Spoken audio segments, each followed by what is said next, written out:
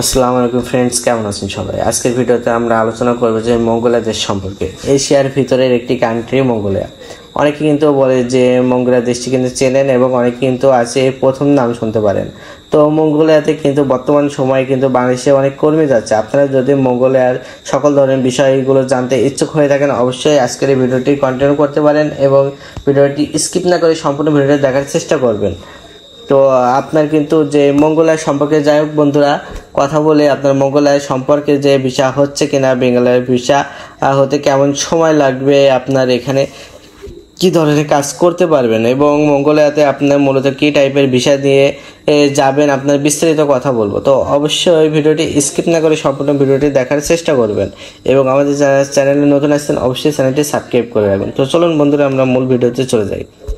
তো আজকে প্রথমত বলি যে আপনার মঙ্গোলিয়া কিন্তু বেশিরভাগ ক্ষেত্রে ট্যুরিস্ট ভিসা হয়ে থাকে।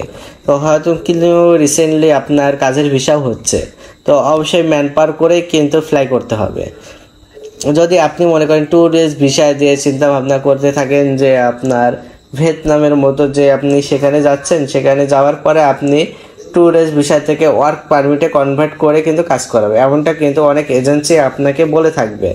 তো আপনারা অবশ্যই কিন্তু এগুলো থেকে দূরে থাকবেন, কারণ কে ট্যুরিস্ট ভিসা দিয়ে ওখানে ট্যুরিস্ট ভিসা দিয়ে যে ওয়ার্ক পারমিটে করে দেবে, সেক্ষেত্রে কিন্তু আপনারা সাবধান হয়ে যাবেন। কারণ আপনারা যদি মঙ্গোলিয়াতে যেতে চান অবশ্যই ওয়ার্ক ভিসা নিয়ে বাংলাদেশ থেকে বেমিটি ম্যানপা করে ক্লিয়ারেন্স করে কিন্তু আপনাকে যেতে হতে পারে। অনেকে বলতে পারে যে মঙ্গোলিয়া ভিসা বাংলাদেশ থেকে হয় না, এটা আপনার হচ্ছে জানার ভুল ভাই। কারণ মঙ্গোলিয়া থেকে বিভিন্ন দেশের কিন্তু ভিসা হয়ে থাকে। তো আমাদের দেশে যেসব অ্যাম্বাসি নাই, কিন্তু অন্যান্য যেসব এজেন্সি আছে এজেন্সিরা আপনাকে কিন্তু সে ভিসা করে দেবে, এটা নিয়ে টেনশন করার কোনো দরকার নাই। মঙ্গোলিয়ার ভিসা কিন্তু আপনার যে কাজের ভিসা হচ্ছে এবং ম্যানপাওয়ার ক্লিয়ারেন্স করেই কিন্তু ফ্লাই করতে হচ্ছে।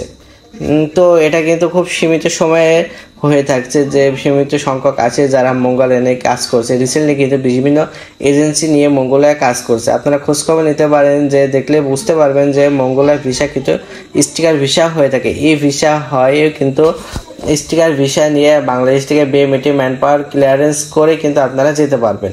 আপনারা যদি ট্যুরিস্ট ভিসা দিয়ে পাঠিয়ে দেয় কাজের কথা বলে থাকে, তাহলে কিন্তু এটা কোনোভাবেই সম্ভব নয়। এটা কিন্তু আপনার ম্যান পাওয়ারও হচ্ছে না, কারণ ট্যুরিস্ট ভিসা দিয়ে কোনো ম্যান পাওয়ার হয় না।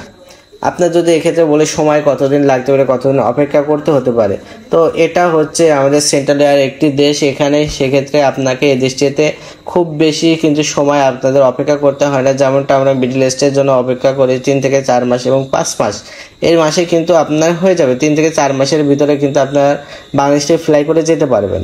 এটা হচ্ছে আপনার ওয়ার্ক ভিসার প্রসেসিংয়ের কথা বলা। ট্যুরিস্ট ভিসা কিন্তু খুবই অল্প সময়ের ভিতরে যেতে পারবেন, এটা হচ্ছে কিন্তু আমাদের মূলত কথা। তো এই মঙ্গোলিয়াতে কিন্তু বিভিন্ন ধরনের কাজের সুযোগ রয়েছে। বিল্ডিং কনস্ট্রাকশন সেক্টরে কিন্তু বিভিন্ন ধরনের কাজ করতে পারবেন। যেমন কনস্ট্রাকশন সেক্টরে কিন্তু বিভিন্ন টাইপের কাজ হয়, mason, tiles mason, electrician, plumber, fixer, carpenter, fixer, আপনার বিভিন্ন ধরনের কাজ কিন্তু ওখানে হয়ে থাকে। বিল্ডিং কনস্ট্রাকশন সেক্টরে কিন্তু যে টাইপের কাজ করবেন না কেন, যদি আপনার কাজের দক্ষতা হয়ে থাকে এবং সাধারণ লেবার হিসাবে কিন্তু কাজ করতে পারবেন। আপনি ভাবতে পারেন যে সাধারণ কর্মী, আপনি কাজ জানেন না, সেক্ষেত্রে কিন্তু আপনি অবশ্যই সাধারণ কর্মী হিসেবেও যেতে পারবেন, কোনো সমস্যা নাই।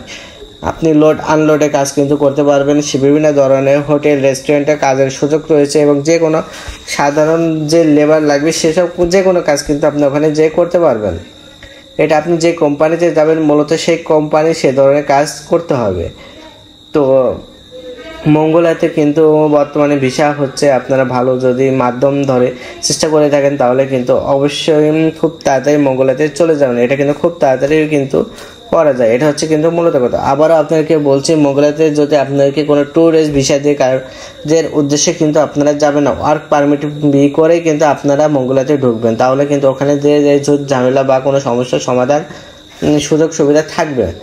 তো আপনার কিন্তু অবশ্যই ট্যুরিস্ট ভিসা দিয়ে যাবেন না। ট্যুরিস্ট ভিসা দিয়ে গেলে কিন্তু ওখানে আপনাকে কাজ করতে পারবেন না এবং পুলিশের কাছে ধরা পড়লে জেল জরিমানা করে কিন্তু ডিপোর্ট করে আপনাকে বাংলাদেশে পাঠিয়ে দিবে।